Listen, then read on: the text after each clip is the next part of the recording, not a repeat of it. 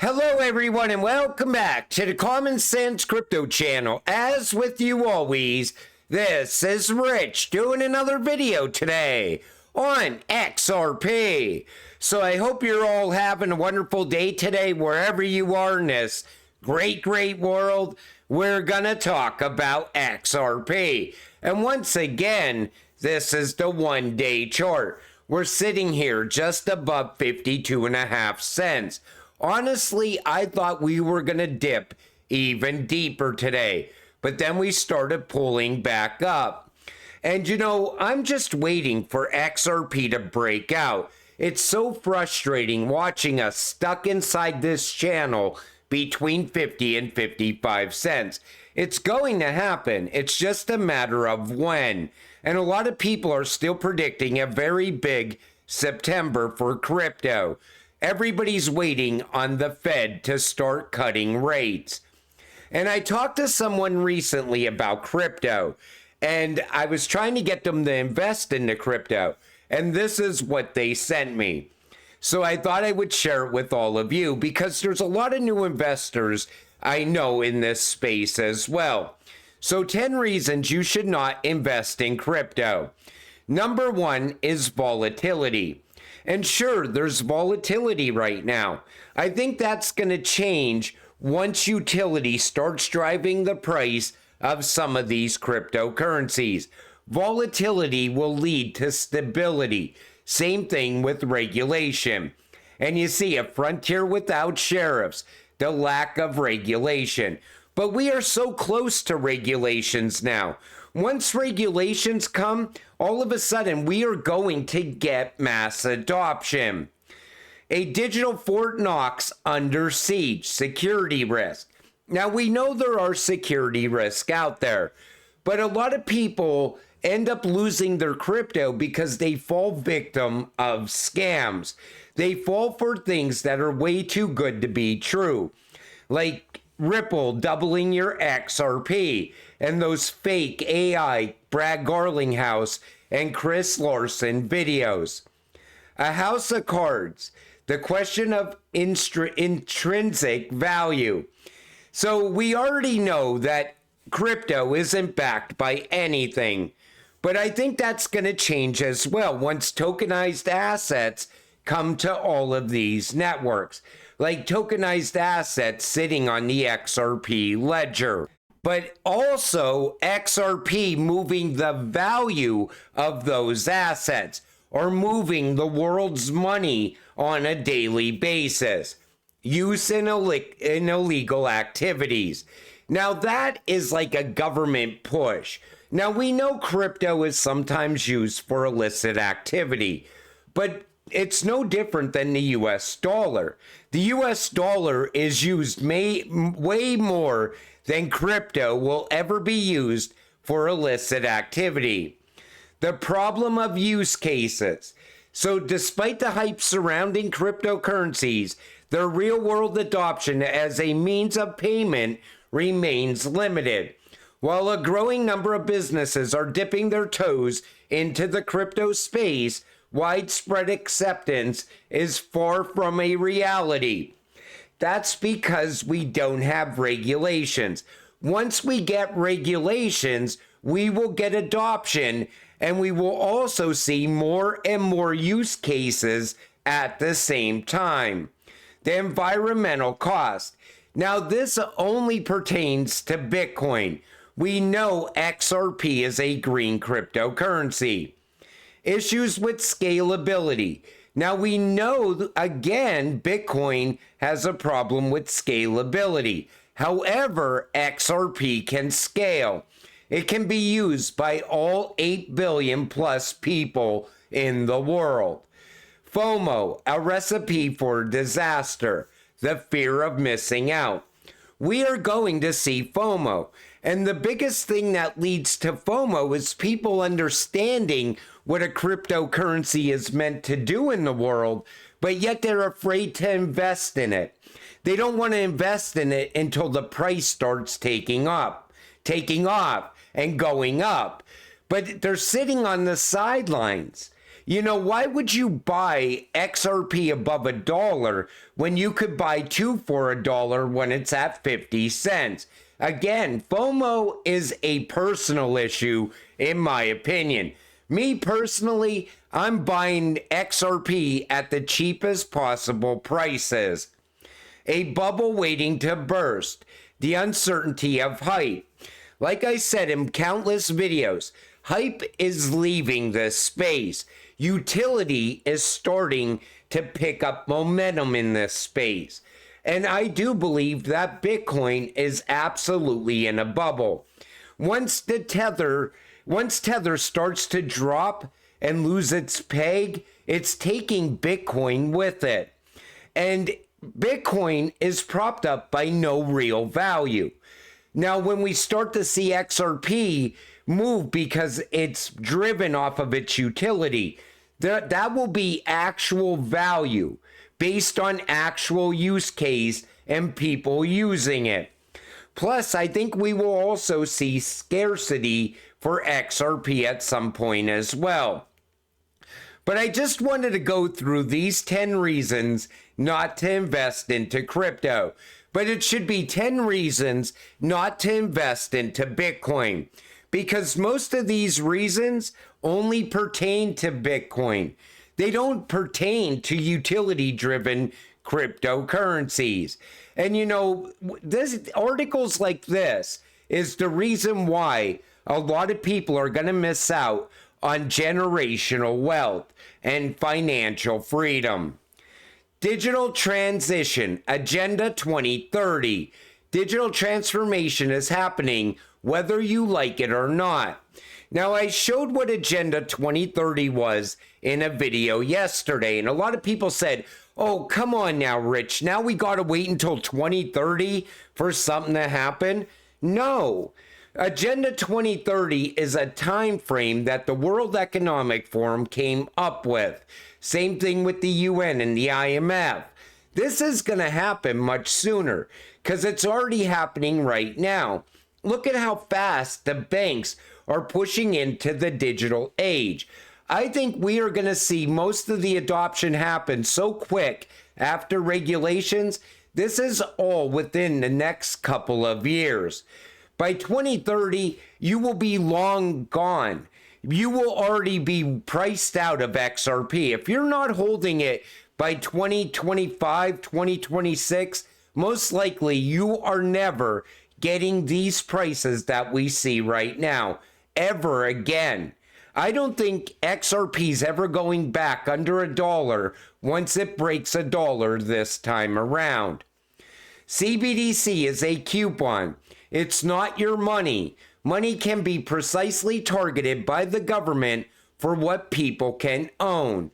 And they all know that they want programmable money. You know, but I keep telling people, this is more geared towards people that are going to be relying on the government money. Kind of like what you see with welfare today and food stamps. Anything that comes from the government is going to be programmed.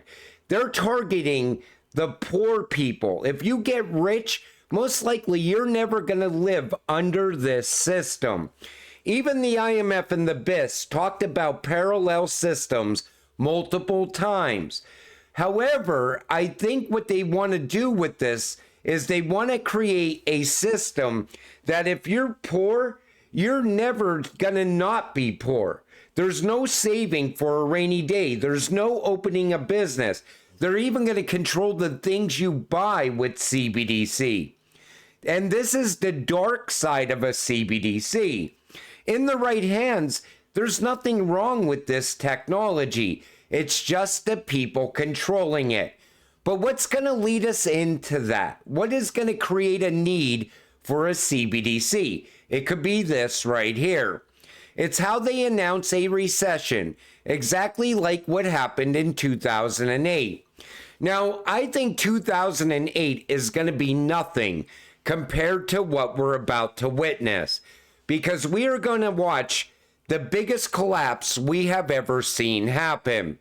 The whole financial system is going to be frozen, and all of a sudden we're going to wake up to a new financial system. But look at the way they talked about this back in 2008. IMF survey soft landing ahead for the U.S. economy. Fed chairman projects soft landing for U.S. economy. That was 2007. U.S. economy on track for soft landing, 2007. Fed sees soft landing for economy, and we all know what happened next. The crisis of 2008. But they're saying all of these same things right now. So this is what's going to happen. We're going to have the crisis hit. The fix to the crisis this time around is going to be digital money. We are going to push into the digital age like an overnight event. And Fednow is at the heart of all of this. So Fednow will not be allowed to fail. Federal institutions responsible for transacting trillions of dollars daily are critical to serving millions of citizens.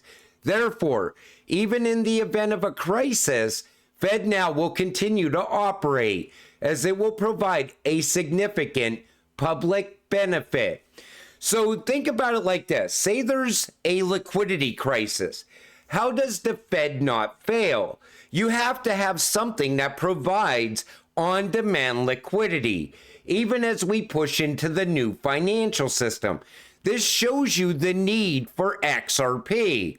But it's not just going to be XRP. Fednow is also going to have a connection to Stellar. XRP and XLM and Stronghold and HBAR, they're all going to be tied in with Fednow and ISO 222.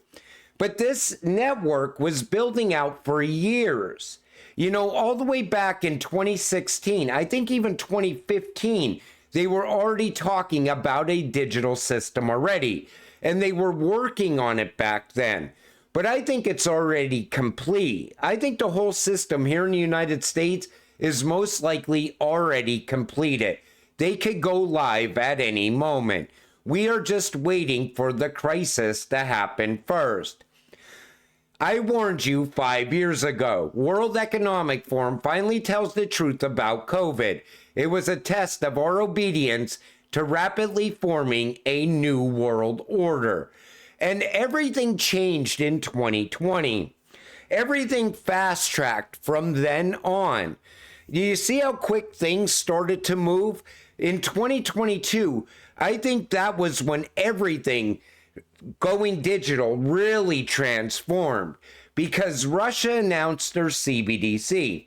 Before that, they were kind of dragging their feet, but Russia made them fast track.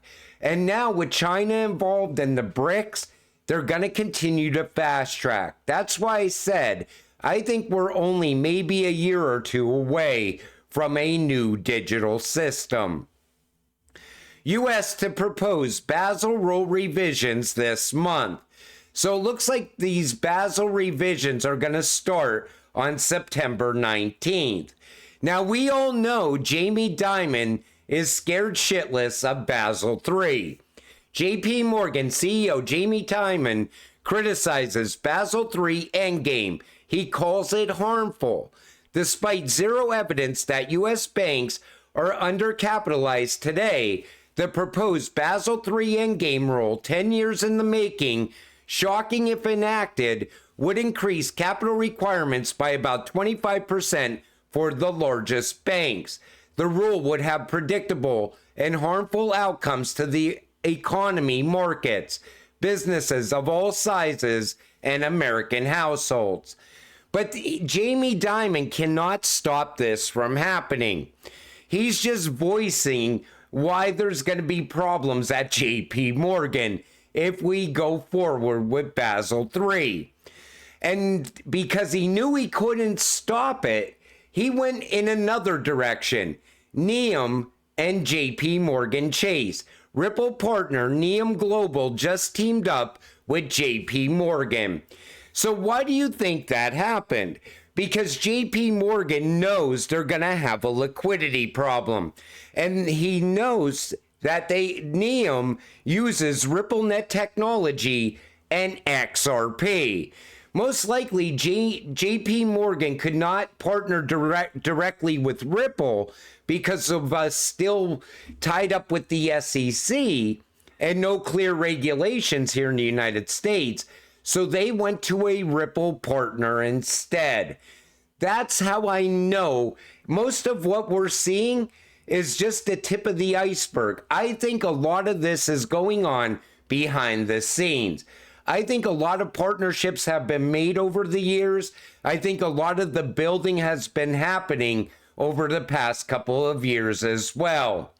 But you know, when you look at XRP and it's sitting here at 53 cents, you're like, I see all these connections, but there's no price movement. It's because it's only news. Nothing is really bringing that value yet. Once all of this starts to go live and XRP starts getting things moving, like moving value on a daily basis, and we start to get more and more adoption, the price of XRP is going to change like an overnight event. Plus, we got that revaluation coming at the end of this year, where they're going to put a fair market value on crypto. I'm waiting to see what that looks like as well.